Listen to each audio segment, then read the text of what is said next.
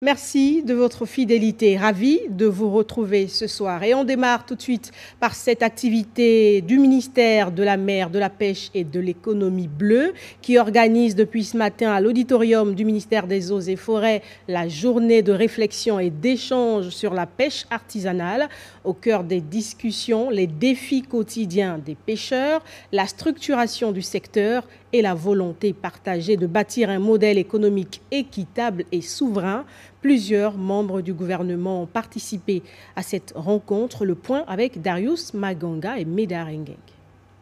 Un auditorium qui affiche complet une affluence qui témoigne de l'intérêt porté à la journée de réflexion et d'échange sur la pêche artisanale, organisée par le ministère de la Mer, de la Pêche et de l'Économie bleue. C'est une rencontre de vérité, une rencontre avec laquelle celles et ceux qui, chaque jour, bravent l'humidité des matins et les incertitudes de la mer et de nos eaux intérieures méritent que nous posions les fondations d'un avenir plus juste pour la pêche artisanale au Gabon. Les ministres de l'entrepreneuriat, du commerce, des PME-PMI et celui des eaux et forêts en charge des conflits hommes-faunes ont marqué leur présence à cette rencontre. Objectif, écouter les préoccupations des pêcheurs artisanaux. Les difficultés sont connues, mais aujourd'hui, nous voulons être à la hauteur de votre courage. Durant les échanges, les pêcheurs, mareyeurs, entrepreneurs et représentants des coopératives ont fait entendre leur voix, évoquant de nombreuses difficultés auxquelles ils font face. En 1978, le moteur 40 chevaux coûtait 320 000. Aujourd'hui, il est presque à 4 millions. Quand on demande aux pêcheurs de garder un prix stable, il faut bien que l'activité soit rentable. Après, souvent, ça l'est moins pour le transport, mais pour la pêche, en fait, les acteurs de la pêche ont moins de moyens. Parmi les propositions phares formulées par les participants figure la nationalisation progressive du secteur. Aujourd'hui, nous sommes dans la relance de notre économie. Il faut qu'on touche un peu à tous les secteurs, capables d'apporter un plus dans le produit intérieur brut au Gabon. Le ministre des tutelles réaffirme sa volonté d'établir un pacte de responsabilité partagée avec les acteurs du secteur pour structurer durablement la pêche artisanale.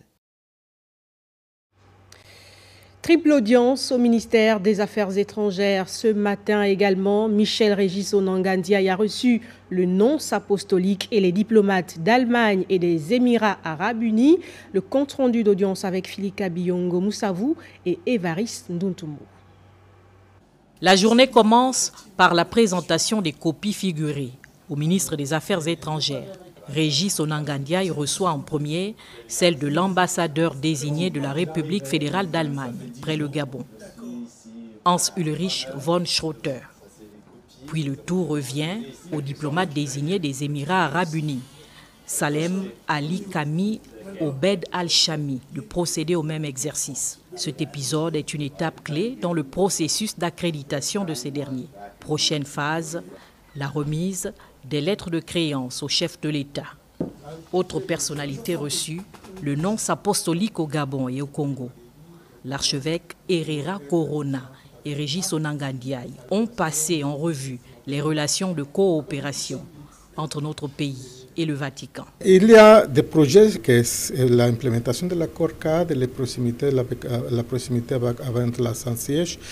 Et aussi, si commence à parler pour affiancer le programme de la coopération pour l'université catholique. Nous espérons de concrétiser aussi une potentielle invitation et visite du pape au Gabon. Il a également exprimé sa gratitude pour la solidarité manifestée lors du décès en avril dernier du pape François, de même que durant l'intronisation de Léon XIV. Le 18 mai 2025.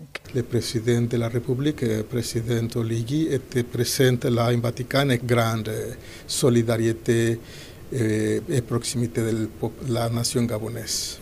Le Saint-Siège prévoit de nommer un représentant permanent sur le territoire national. Le ministre du Pétrole et du Gaz a reçu pour sa part ce matin également le directeur général d'une société pétrolière au cœur des échanges, l'évolution du partenariat entre les deux parties. On fait le point avec Léonel Mboutsou Pissam et Stan Manika. Au cabinet du ministre du Pétrole et du Gaz, le directeur général de la société PC Gabon Ustream est venu présenter les avancées de son projet d'exploitation pétrolière en phase d'exploration.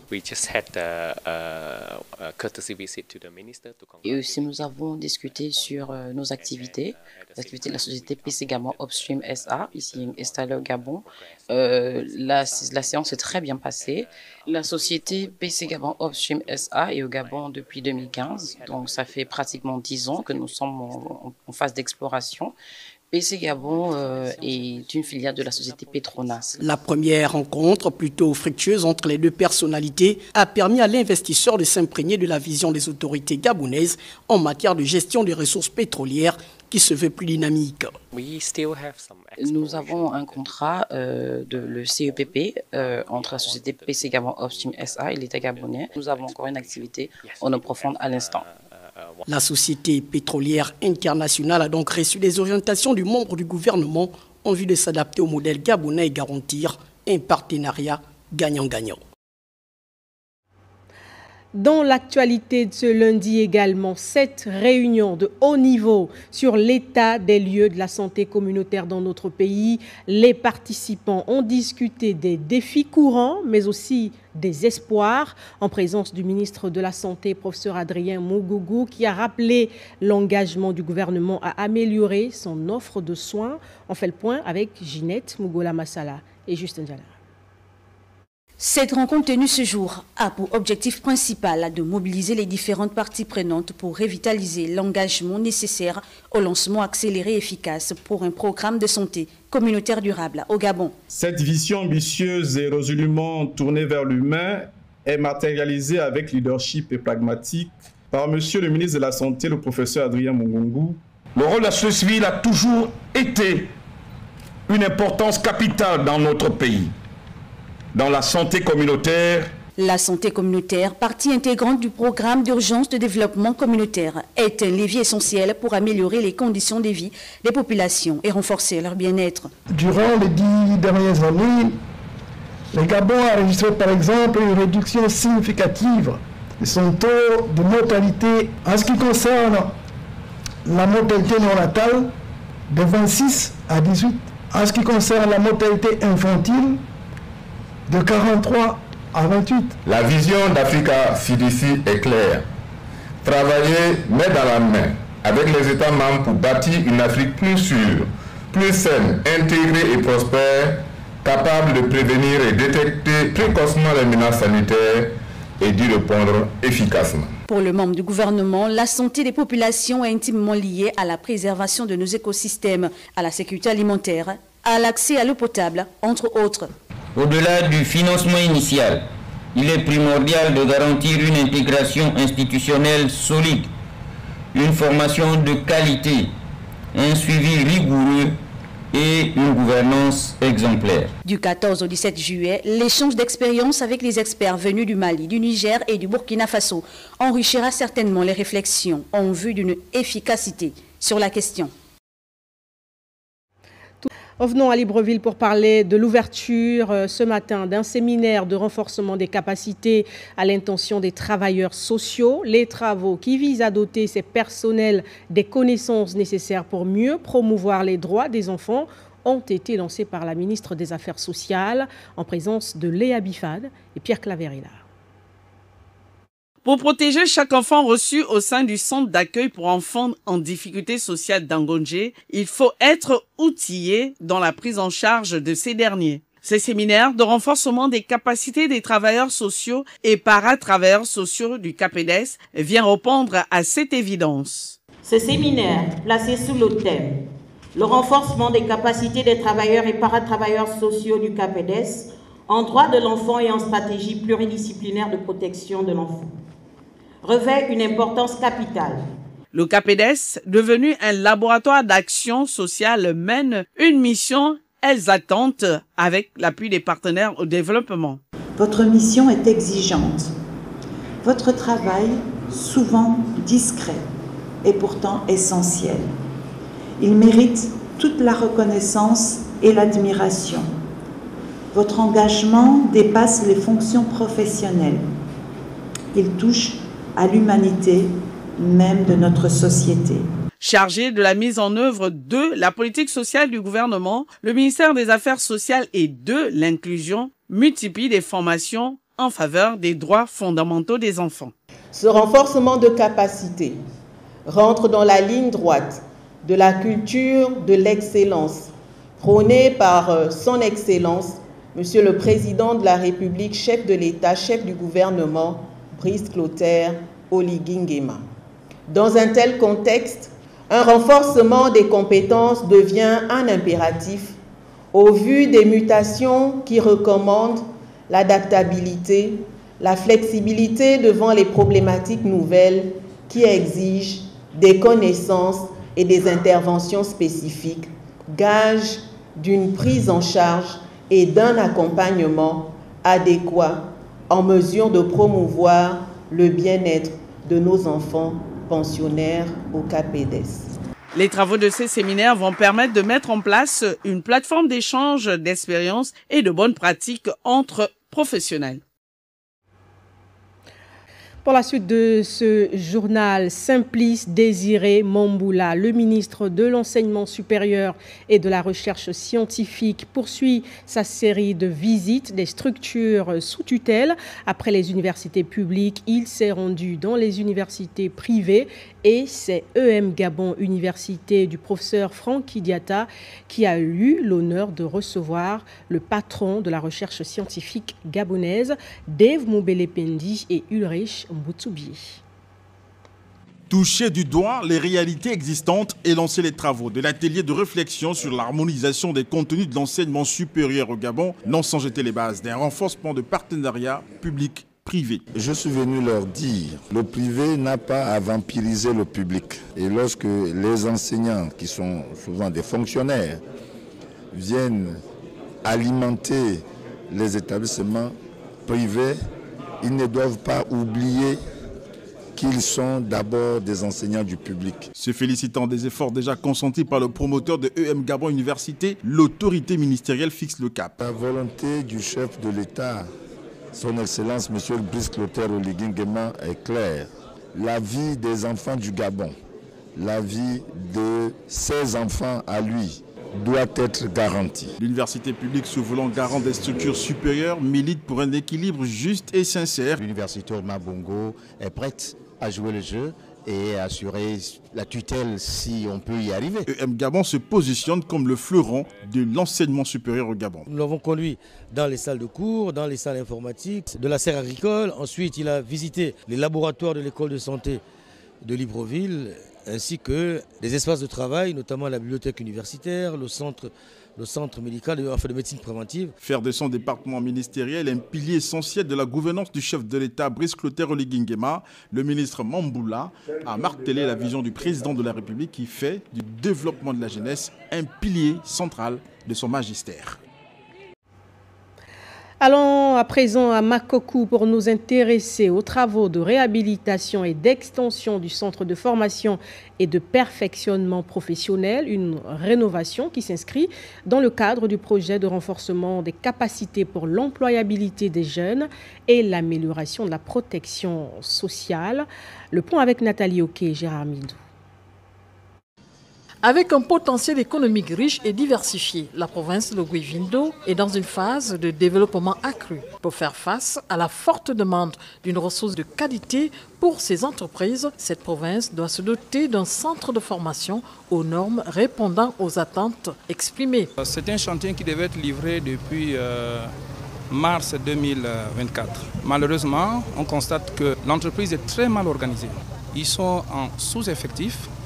Et le personnel clé n'est pas toujours sur le terrain. L'observation qui est toujours faite, qui est ramenée à chaque fois par Studi, qui est le contrôleur par rapport au chantier.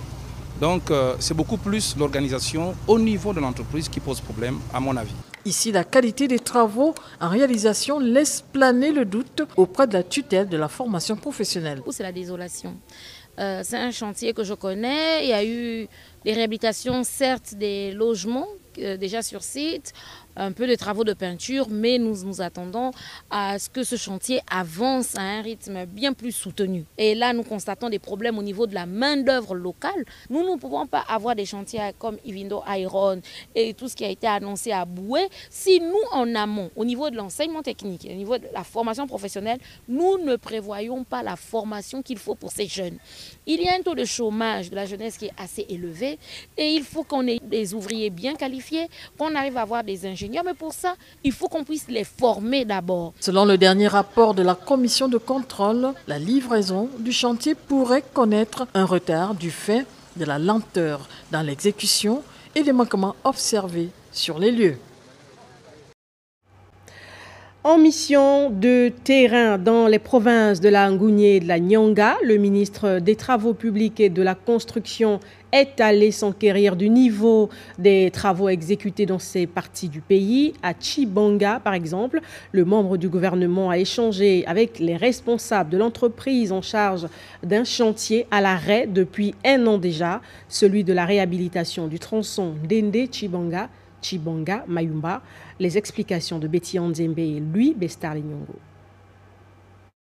Parce que le 30 août sera commémoré à Tchibanga, dont la Nyonga, ils seront donc nombreux à emprunter la route pour allier la province. Edgar Moukoubi est venu se rassurer de l'état du tronçon. Il a d'ailleurs présidé une séance de travail avec COVEC, l'entreprise qui exécute les travaux et la mission de contrôle. Ce qui reste à exécuter exactement, il faut parler des travaux neufs, c'est-à-dire à partir de Péniondou jusqu'à la fin du projet qui fait à peu près 31 km. Donc il faut faire les terrassements, il faut faire la couche de forme, il faut faire la couche de fondation et il faut faire donc la couche de GB et le BB. Mais sur ces 31 km, l'entreprise a travaillé déjà donc sur 21 km en terrassement, 12 km donc en couche de forme, et à peu près 4 km sur la couche de fondation. Après avoir visité le tronçon Dende-Tchibanga, Mayumba, le ministre des Travaux publics et de la Construction rassure quant à la reprise des travaux à l'arrêt depuis 2024. Le chantier n'a pas le choix que d'aller à son terme.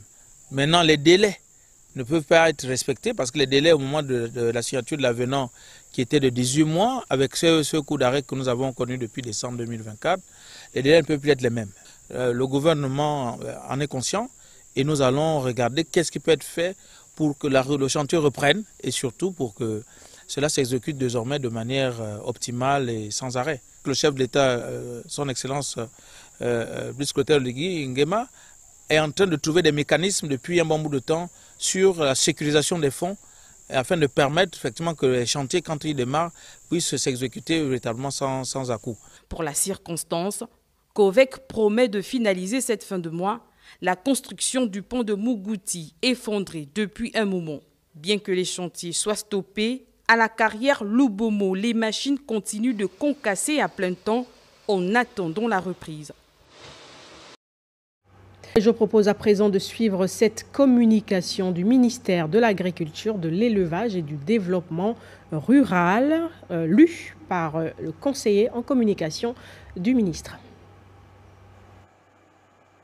Madame le ministre de l'Agriculture, de l'Élevage et du Développement rural informe l'ensemble des producteurs, à savoir les éleveurs de poulets de chair, de poules pondeuses, les producteurs de maïs, de soja et d'arachides, installés sur toute l'étendue du territoire national, qu'un recensement général est lancé à compter du 15 juillet jusqu'au 31 août 2025. Cette opération vise à mettre à jour la base de données existante en vue de parfaire la cartographie nationale des éleveurs et des producteurs des filières identifiées et d'améliorer la mise en œuvre des politiques publiques de soutien au secteur avicole. À cet effet, tous les producteurs précités sont invités à se présenter personnellement auprès des services compétents, les directions provinciales et les services départementaux de l'agriculture, munis des pièces afférentes à leur exploitation. Les producteurs ne disposant pas de documents officiels sont également concernés. Ils sont fortement encouragés à se faire recenser afin de bénéficier ultérieurement d'un accompagnement administratif et technique adapté. Madame le ministre sait pouvoir compter sur la collaboration active de tous les acteurs du secteur avicole pour le succès de cette opération d'intérêt national. Je vous remercie.